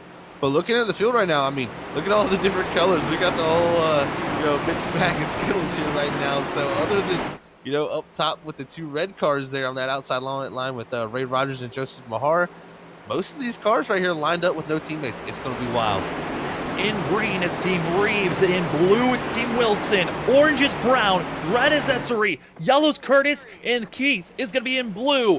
Green flags out of the air. Who's going to finish and have the best average? We'll find out. 11 laps to go as it's Stippian, Ray Rogers, Shoemaker, and many others following behind as we go down to turn number 1. Oh, as they split here down the turn 1. The groups are side by side. Oh, a little bit of a bump there from Joseph Mahar to Ray Rogers. That's going to check up that outside line. Look at this. Now Zach Wilson jumps up top, 3 wide here for that 4th position. And they're going to have to figure out how to get this situated, because it's going to be Wilson on the outside getting no help because he doesn't see any other blue machines. And now that inside, they're going to be clipped. There they go, spinning around. It's going to be losing. It's going to be Maher going to be losing all that ground. But because it's off the racing surface, we stay green. But Zach, that could have been another big one. They're still 3 wide up in the top 10. And I tell you what, I don't think if they could have a car spin from the outside on the back straightaway from that position there, happen again without somebody making contact. Don't know how that was able to be pulled off, but Joseph Mahar, unfortunately, he is lost out in all of that. But now Steven Stippian here with his team is going to be working the top. Boy. And big moment there from the moment there they started draft. And now Austin Shoemaker around the outside. Austin Shoemaker, a driver that has won here at Daytona. It was in the old Jed, and now we'll see if the 14 can hold on. Goes to the inside, no draft help, losing ground. You see the inside lane, they're trying to get up to speed, but the momentum on the outside out of the corner makes it go up front. Ray Rogers leads Wilson. That on the outside is going to be the 0-1 of Parker Bland, with also Lawson Peel and Eric Stanford going to be leading the outside. Will they catch up? Because those front 2, they're sitting ducks now. Yeah, that momentum loss came from turn 1 down there with Steven Stippian and his teammate Brandon Banks there, as now the moves are being made left to right. Zach Wilson blocks down low. He goes back up high with Ray Rogers. Now, as the bottom lane looks to be moving forward, that is Parker Bland there on the bottom of the 0-1 making the big move, 3 wide. 3 wide for second place. Who's going to make the bigger move? It's going to be Peel on the outside, Wilson in the middle. On the bottom lane, it's going to be Bland, but they are still scattering. The outside wall contact. Watch out, as they're going to be the 20 of Stanford, clogging them up, and there they go again, spinning, and the yellow flies. Oh, I don't know how they were going to make that last, and they couldn't make it last for too much longer. And you can see people continuing to pile in here. Hopefully, everybody able to get slowed down and not too many more involved. But, man, major moment, and it all started up in that very top lane. A few guys getting up into the wall, causing a checkup, and looks like it happened farther behind. That really where it all started happening. Yeah, it was going to be that of Eric Stanford, who initially got into the outside wall. Everyone else had to react behind him. And you just got a sense there, Zach. I mean, once they got started feeling comfortable to go 3 wide, that they were going to wreck in any moment. I thought it was going to be on the entry of turn 1. They survived to the backstretch, but that's as far as they went, staying 3 wide, 8 laps to go. And this is going to be putting these drivers in a spot where it could be possibly 5 to 4 laps to go when we go green again. But a lot of drivers with some engine damage, others with just a lot of front-end damage, and they had already used fast repairs, so this is going to be a long pit entry for some and a race-ending wreck for others. Yeah, race-ending wreck for a few guys, and a lot of Team Curtis cars there involved in that yellow one. So, man, unfortunate for them. Hopefully, a good portion of them have their fast repairs still here for these final dash down to the end. But, man, it's really looked good for Team Brown right now. I gotta say that because they got a lot of orange machines right up here right now in this top 7. I'm going to be seeing that Lawson Peel leading those in Team Brown and the orange machines, and they certainly have been coming with a great surge. Kind of been playing, up early in the early portions of this race. They were up front, racing pretty hard. But here in the late stages, they've been just trickling up. They might have been the catalyst that started that wreck here recently, but doesn't mean that their race is over just yet. Well, a couple of their competitors, certainly, this is going to be a long night for some, trying to get repairs done, especially with the laps ticking away. Some do not have the time to get the repairs done to get back out on track. Definitely time clicking away for a few of them out there, but a few going to use their fast repairs to get anything they can. It looks like Eric Stanford there, who, like you said, was the first one to get into the wall there for that incident, kind of caused the checkup behind. He came down pit road, got a little bit of work done on the right side of that car, and got it all fixed up for this restart. So good for him to get that fixed up. But track position, man, we saw how stacked up it got right there. It was 3 by 3 by 3, really, for about 6 or 7 rows deep. And when it's like that at Daytona, there's no 4th lane really to go anywhere. So this place is kind of different than Talladega. It's a little bit harder to pass, in my opinion, especially when you get those traffic jam situations. So you're going to see some desperate moves being made and some guys making some major moments. I would not be surprised if this is the last yellow of the night. Man, I mean, we know, Zach, I mean, there's always the chance of also overtime. Overtime could change everything, and more of these drivers are up front. Some have been staying in the back, not being aggressive, pushing and bump drafting as often. But bump drafting always is something that's kind of new with this car. The old package with the Gen 6 machines, they weren't really able to bump draft too often, and it was a lot of single file racing. Now, as you can see, we're double file bump drafting's going on. That, taking a long break with having a lot of, trying to just catch up to a driver and not bump drafting, to now in these last couple of weeks of drivers trying to remember how to bump draft properly. It makes sense why we're seeing some drivers make contact and some cannot even handle the bumps that they are given. Oh no, for sure. This latest update here to our build here on iRacing has really changed things up. Our package previous before this was much of a single file line. It was very much get to the bottom lane, try to stay there, and if you can make the top work, you wanted to quickly get down to the bottom as soon as you could if you could make any position. It was one of those types of deals. Here tonight, though, they got options, and like you said, the pushing and shoving just becomes a lot more aggressive. And really, when it gets this aggressive like this, you gotta stay very straight to the back bumper and lined up with that car ahead. If you get off center, we've seen it multiple times tonight, if you get off center to the left or the right of that car ahead of you, you'll just push them right around in front of the field, and from there they really can't do anything. The driver ahead is just pretty much at the will of the driver behind them. So it takes like they say, it's a mutual relationship. You got to have both people giving and taking there. A driver up front has to hold a steady line. If you're erratic in front of somebody, it's going to be hard for them to follow you, of course. So it comes down to how you can tandem and who can tango with you. So it's going to be wild here coming down to the end. Ray Rogers, man, he made some big moves to get to this lead, but we see Lawson Pill up there in that first stage. He was controlling the front. We'll see how it all plays out though here at the end, man. Joseph Maher, as well as that of seeing that of looking through that of Richard Swayze, and also that of Justin Henry. and also Garrett Brown, and finishing off Lawson. Those are the only drivers that have a fast repair left. The rest of the field, they're stuck with whatever car they've got resting here. Pace truck is off, green flag in the air, as this is it. 5 laps to go. Who's going to win the clash? It's about the average of the top 3 drivers in your team, not just yourself. So who's going to get the teamwork done to make sure that your teammates are up front? Currently, it's going to be that of Ray Rogers and Peel. Outside is Peel, inside is the 18 of Rogers, and right now it's the outside lane on the move, coming out of turn number 2.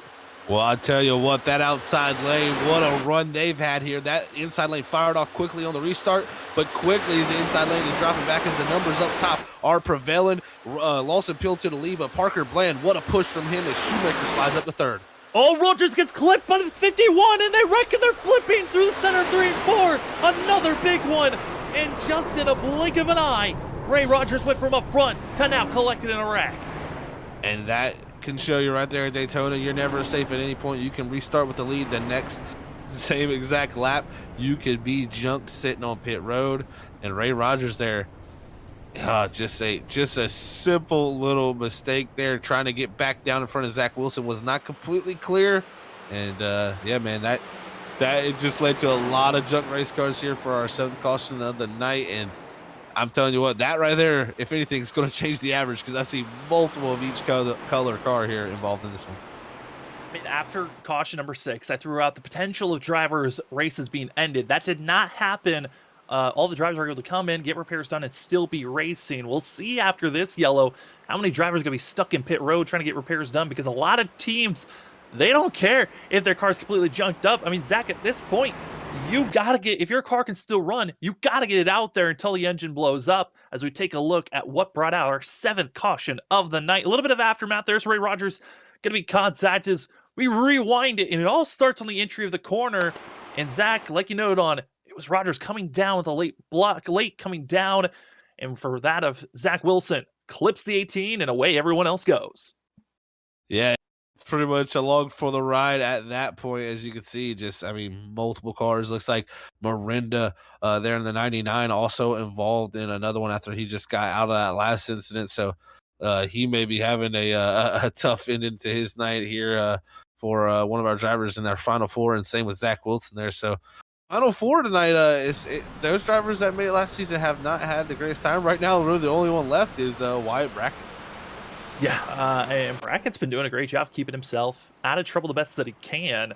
But he was involved in a most recent incident about, I believe, 2 cautions ago. So the 10 still racing on track. They're going to be back in 14th position. We'll see how the 10 will try to putter along here late, as honestly, the way that this race is going, Zach, I wouldn't be surprised if some of these drivers that have machines that look like modifieds are the ones that come across the line and find themselves in a spot where they're going to be, just waiting for the next big one. Who's going to be caught up in the next wreck to try to just pass a couple of more cars to best their average.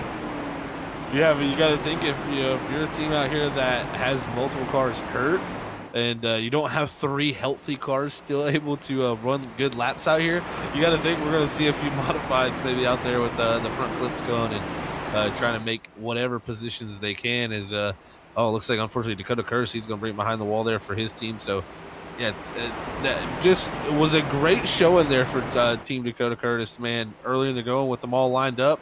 But right now, Parker Bland right now is in the 0-1 up in 2nd. You got to go all the way, I believe, back here to around the 15th position for Wyatt Brackett and Sean Callis there. So along with, I believe, Alex Muscarella, who's got a damaged car. So they do have 3 cars still at Team Curtis that could still play a factor in this, that have front ends and seem to have speed.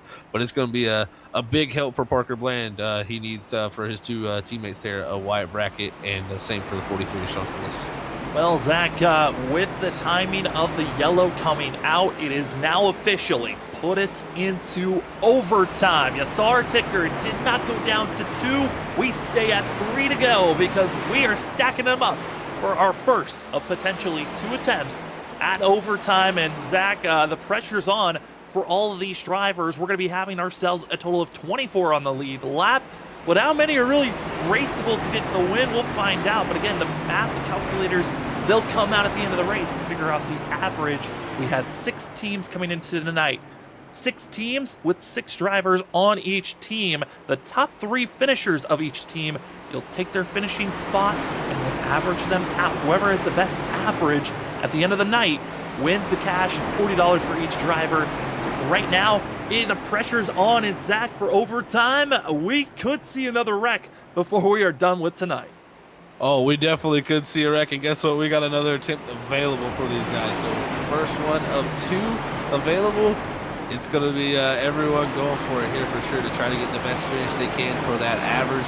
Lawson Pill, rookie up front, what a drive for him. Also, Joe Sanchez there, 4th. He was laps down at the beginning of this thing, missed the start of this race. That shows you never give up, because you know you can get back in it. Joe Sanchez could come out of here a winner. That would be a storybook ending for his night. Joe Sanchez hoping for the best. He'll be the second car on the outside in blue. No other blue car until you get to the end of the line. But if you've never seen overtime before, it is a green, white, checkered. If we get the white flag, we race to the end. If we get a caution before that, we go for attempt number 2. Pace truck is off. It's time to see, is this the last attempt at the clash? Here we go. We are green once again. Cannot wait to see who's going to get it done. It's going to be Lawson. It's going to be that Lawson Peel and also Parker Bland. Going to be your front 2 going into turn number 1. It's the MPI Cup Series, and Zach, they're surviving for now, but for who's going to make it out of turn 2? Side by side for the lead. Lawson Peel trying to hold the bottom lane. Parker Blando says, I got the outside along with Joe Sanchez. They're trying to work their way forward, but look at Austin Shoemaker there in the 14 machine winner from Daytona last season. He's trying to make another win here at Daytona in his books. Austin Shoemaker with the shove to absolutely get Peel out there by his lonesome. They're going to be 3 wide back for that of 8th place, but for now, it is all that appeal. And as well, Shoemaker, they're waiting to see, will we get the white flag? Again, if we get the white flag, we race it to the end. But that's if we get the white flag. Coming through and past the line, it's your freaky fast white flag. Zach, whatever happens, if they wreck, we continue to race. The gloves are off. Who's going to be up front? It's going to be Lawson Peel leading the way as they're going to be 2 by 2, 4th on back. Big scary moment there for Parker Bland as he jumps to the inside lane. He gives the big shove to Lawson Peel there, gets him a little sideways. Coming down the back straightaway is Parker Bland pushing the 53 Lawson Peel out front as they're 2 by 2 behind. They're beating and banging. Who's going to be able to pull it off here in the final lap?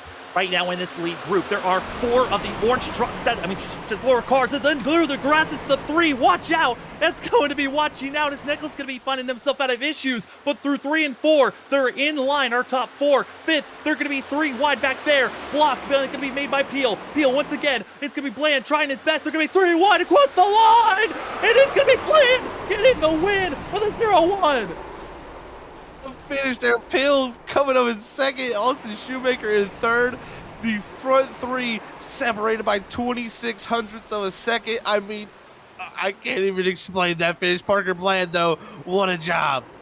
But here's the thing, Zach. It's all about the average. Congratulations to Bland. But for the team to win, it's on the best average of the 3 drivers on your team. So now we bring out the calculators. We figure it out. But for Parker Bland, who was the first driver of Team Curtis to use his fast repair, gets the win here tonight. By that, I mean, it is so close, Zach. I mean, it is 23 thousandths of a second between that of our front 2 and that of Austin Shoemaker. Tried his best, but came up short as well. Oh, man. What a wild finish here in Daytona. What a way to kick off season number 5 here at the MPI Cup Series. I'm telling you what, I can't wait for our duels on Friday now. It's going to be a blast, Sam. And congrats to Parker Bland. I mean, what a move there to make it to the outside to get the win. I think the average, we're going to have to do a little bit of math, but I think that Team Brown there is going to be a tough one to beat, man. Some contact as Bland gets absolutely shunted around, but hey, he gets to have some fun. The checkered flag is out. The 0-1 gets the win. We're going to let the 0-1 have his fun on screen, but for us at the booth, we're going to step aside. When we come back, we talk to our top 3. We also bring out our calculators. We figure out what team won here tonight at the Clash as your MPI Cup Series. What a way to start out Season 5. We'll be right back here on Freaky Fast Broadcasting.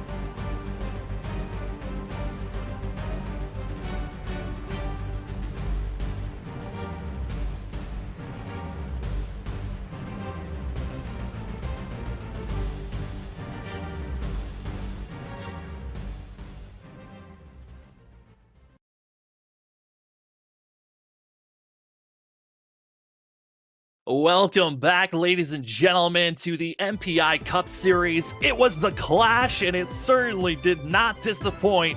Welcome, ladies and gentlemen, to the Freaky Broadcasting post-race show, where we're going to be talking to our top three. Starting things off with third-place finisher, we go to that of Austin Shoemaker, and what a race it was. Austin, it's Sam and Zach up at the booth. You got us? I got a copy. Austin, you won this race. You won the Daytona race last season. Coming in tonight, kind of one of the favorites to watch out for. Coming third, man. What else could you have tried to do there at the end? Yeah, I was trying to get a draft there with Kunkel, and I accidentally looped him there, trying to square him up and ducked him to the infield. So it kind of killed a little bit of my momentum there. But I started to get a pretty good run coming off of 4, and with them kind of fighting up there for first and second, I thought I was going to be able to split them on the inside there and get to the line. But I say once Parker got that door slam there, it kind of knocked me loose a little bit, and he was able to get the win. But overall, it's a good run all around. Yeah, definitely a good run, Austin. Also, Zach up here in the booth, man. Congrats on bringing him third here tonight in the Clash. A great run for yourself, starting for that 34th position. It looked like the strategy there for the team, for y'all, was to hang back there. Was that the game plan kind of coming into this, to stay out of mayhem there in that first stage? Right. Our game plan the whole time was to take it easy that first stage. Since we have a stage, we're all just planning on taking it easy and then go for it all in the second stage. But we're hanging back there, and there's a wreck toward the end, and I had to use my quick repair on like lap 6 or something like that. So I had to keep it clean the rest of the way, but I was able to get through most of the pack clean. Rough night for the rest of us though, but overall not too bad. I mean, Austin, how much of this information is so helpful going into these next couple of events? I mean, you got the duels as well as the actual Daytona race. How are you feeling about these next couple events? Yeah, I look forward to it. You can learn a lot from these clashes. I would say with these next gen cards, there's a lot more draft, and you can get a lot more momentum. And then I actually able to get the high side running last year. Whenever I ended up winning, is just everybody was just riding the low line. You couldn't pass on the outside at all, even when you got a tandem going. But this year it seems a lot more competitive with that top line, be able to get some runs, especially on the restarts. So looking forward to this season. It should be fun. Absolutely. I mean, you guys made it thrilling for us up in the booth. I would imagine the audience is ready, and I cannot wait to see how the rest of this goes. But Austin, before we let you go, the floor is yours for any shout outs. Yeah, I'd just like to give a shout out to my friends and family that are always tuning in, and looking forward to another season with the same teammates as last year. Bill Schoonover, Dustin Reeves, Garrett Brown, Chris Shoemaker. Look forward to another fun season with them. And then looking forward to having you guys Freaky Fast for most of the season here. So looking forward to it. We're excited for it. Congratulations, Austin, on a third place finish, and good luck upcoming for the duels and everything else. All right, thanks, guys. Yeah, that was third place runner here tonight, Austin Shoemaker. And now we bring in second place runner, that of Lawson Peel, who had a great run but comes up a position shy by that of 23 thousandths of a second. We got Lawson Peel up in the booth. Lawson, it's Sam and Zach. You got us? Gotcha. Well, what a finish for yourself. Almost came away with taking the win, but found yourself being swarmed. What else could you have tried to do there to try to get a victory?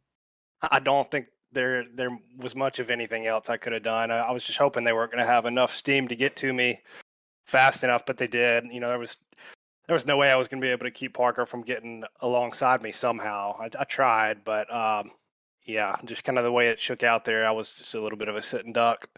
But man, that was so much fun. I really enjoyed that, and really happy with P2 there. So yeah, that was a lot of fun, and go Team Orange. Yeah, definitely a great finish for y'all's team here tonight. We believe y'all guys should be taking up the average there. So congrats on that, Lawson, man. Great start to here for the MPI Cup Series for yourself, man. A rookie coming into this season. You showed a lot of great, driving here tonight with being able to control the lanes here with this new package. Do you think you can take a lot of this into these duels heading up and then the 500 here on Sunday? I hope so, Zach. It's tough. This new package is a learning curve, for everybody, and it's a lot of luck involved. But yeah, since these latest couple updates, they've really made it to where the top will run, really well up there. You get a good group of cars. We were actually doing the freight train around the top for a few laps there in the first half. So it's a little different. I think it's pretty similar to what they got going on in real life. And, I'm liking it since they've updated here. It's a lot of fun. And yeah, I'm going to hopefully try to just take this momentum from a good run and take what we learned here tonight into the rest of the week and into next week. So, yeah, we'll see how it shakes out, but it's really tough. When you're the leader up there and you're trying to control the lanes, you can just so easily throw a bad block and get turned, or just cause a lot of problems for guys behind you. So really try not to do that. But there's just so much momentum. You're charging, and then a check up, then another charge, then a check up. It's just a roller coaster, and you got to find a way to survive and master it. I mean, Lawson, it was a great run for us to be watching. You were up front trying your best to defend. Man, I coming in with this next gen car that now we can now call the current gen. How does this make you feel just for the whole entire season as a whole coming up? Yeah, it's going to be a lot different in a learning curve, and we're just going to have to see what it brings. I think we were all kind of skeptical what it was the racing was going to be like. Certainly more optimistic recently, since they've done these updates. But man, yeah, it's you're so on edge. You're, certainly not here at Daytona, but a lot of these other tracks and ovals and these road courses, you're just so on the edge. Can literally spin out any corner just from pushing the slightest little bit too hard. So it's tough. You got to have discipline. Sometimes slower is faster. But I'm liking the way it's going, and hopefully we have a good product here that'll yield some good racing. Well, you certainly made us feel impressed there, Lawson. And before I let you go, the floor is yours for any shout-outs. Yeah, man. Shout out to Freaky Fast for putting on the broadcast, and just super happy to be part of MPI now. I'm thankful for this opportunity, and really enjoying being out here with these guys, and such a good caliber drivers out here. A lot of good race car drivers. So really enjoying it, and hopefully we can survive the wrecks the rest of the week and on Sunday, kind of like we did today. That's going to be Lawson Peel in the 53 machine, going to be finishing out second here tonight. Lawson, congratulations on second place, and good luck going into Speed Week. Thanks, Sam. Appreciate it. As now we head to Victory Lane, where we've had that of the 0-1, Parker Bland. What a run for himself. Parker, it's Sam and Zach up in the booth. What a run for yourself here tonight. I mean, you got the victory done, had to force it 3 wide there late. But man, how does it feel knowing for majority of the race, you didn't have a fast spare to work with? Oh, awesome. I didn't even think I had enough time to make it there. I thought I left too big of a gap.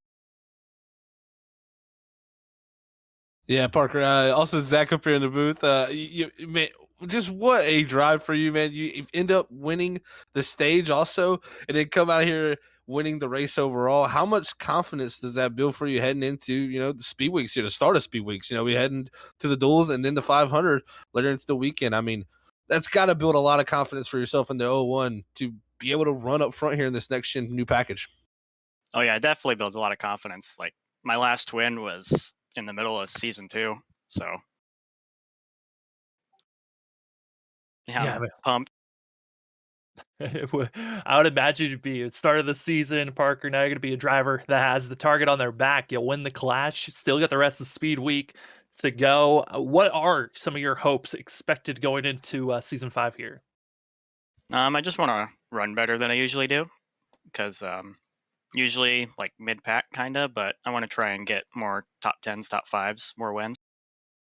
And with the next gen car that's now transferred to the current gen, I think this is the best opportunity. Everyone's on that same pedestal. Well, Parker, before we let you go, the floor is yours for any shout outs. I just want to thank my mom for support and everything. I know she's watching.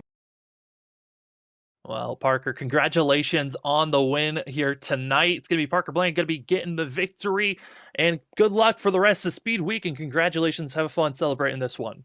Yeah, man, thank you. Good luck on all the broadcasts coming up. It's going to be Parker Bland again getting the victory here tonight. As Zach, we get the results popped up here. Man, what a race it was here tonight. for the Clash Daytona with now the current gen Cup car. What a race it was. Yeah, this is making me more and more excited for our deal we got going on here with the duels on Friday here at Freaky Fast with the MPI Cup Series. It's going to be a wild one there, as they got to set the grid for their 500 there. So it's going to get very much important, to put yourself in the right position for that race. And we've seen tonight, though, just from looking around the order, a lot of guys started farther back. So this package shows just because you have a bad duel on this Friday doesn't mean that 500 coming up is not going to go well for you. You could very well easily work your way up. I mean, they're going to have 500 miles to do it, so hey, plenty of time, they would say. Absolutely. As we take a look here at our unofficial results at the end of the race, got Parker Blank going to be getting the win. With that, Lawson Peel, Austin Shoemaker. Thanks for our top three coming up in the booth and talking with us. With also that of Dylan Hastings going to be getting fourth place. With that of Garrett Brown, Joseph Maher, as well as seeing that of Ryan Kendall going to be finishing out our top 7. With that of Richard Swayze, and also that of Joe Sanchez coming back. He missed the grid, was 2 laps down, gets a top 10 here tonight. With that of Justin Hard Try going to be finishing out our top 10. But Zach, you look at the rest of the results, our final 4 finalists from season 4. This was not the way that they wanted their season to start, but it's kind of what Daytona gives. You never know who's going to finish where. Oh, Daytona is always a mixed bag. I mean, you could shuffle this running order. We could do this 60 laps again, and it'd be completely different. It's just Daytona for you, and that's the beauty of it. That's, it's the wild card races that we have on the schedule, man. And these races always bring that action, that entertainment that we love here at Freaky Fast and love here on iRacing. So I'm excited. We're going to head off to those duels here for these guys heading up next. And, man, those are just going to be a good leading up portion to what they can, know for heading into that 500. There's a lot of stuff you can learn in these Speed Week races. And that's why you got to shout out to all the admins here at the MPI Cup Series for setting this up and, giving these guys the ability to learn these race cars and, get them well off for when the season kicks off, man. And you see it here, the replay of the finish at the Clash. It was the 0-1. It saw it coming across the line. Parker Bland just inching out in front of his other 2 competitors. Zach, those are the moments that we are excited for these upcoming races. The duel's going to be the next thing that we cover here on Freaky Fast Broadcasting for the MPI Cup Series.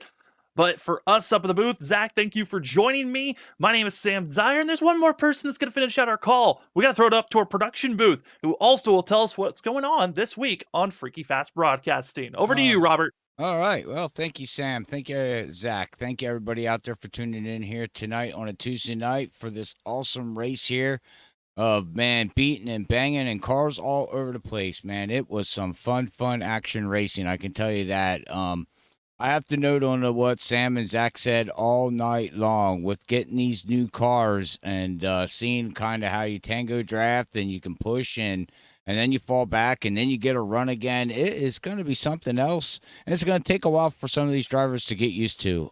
So, man, what a clash! What a clash that we had. But not only that, what we have coming up for the rest of the week, as we still watch the carnage on the track here at Freaky Fast Broadcasting here on tomorrow night. You can always tune in here at Freaky Fast Broadcasting on Facebook and YouTube. You can watch us as we go to Underdog Racing League on see here, we'll go to Phoenix, the new layout there too. So that's going to be very, very interesting to watch in the Xfinity cars.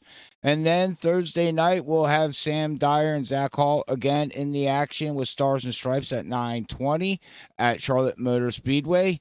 Make sure you tune into there as they run the old gen. That sounds weird now. The old gen cars here, Gen 6 cars here now. They're finishing out their season with those cars. And then Saturday night, we will be with the NISCC Cup Series as we head to Talladega, last round of their playoffs. No one's locked in to go to Chicago to find out who's going to be battling for a championship. So make sure you tune in all week here at Freaky Fast Broadcasting for that upcoming schedule, and hopefully we see you out there in the chat. But with that being said, I want to say thank you to all the league owners here, admins, drivers, everybody here at MPI racing in the Cup Series. We do much appreciate it. But here from Freaky Fast Broadcasting from Daytona International Speedway, Sam, Zach, we're all going to sign off here. And as we always like to end every broadcast here at Freaky Fast Broadcasting. God bless everybody.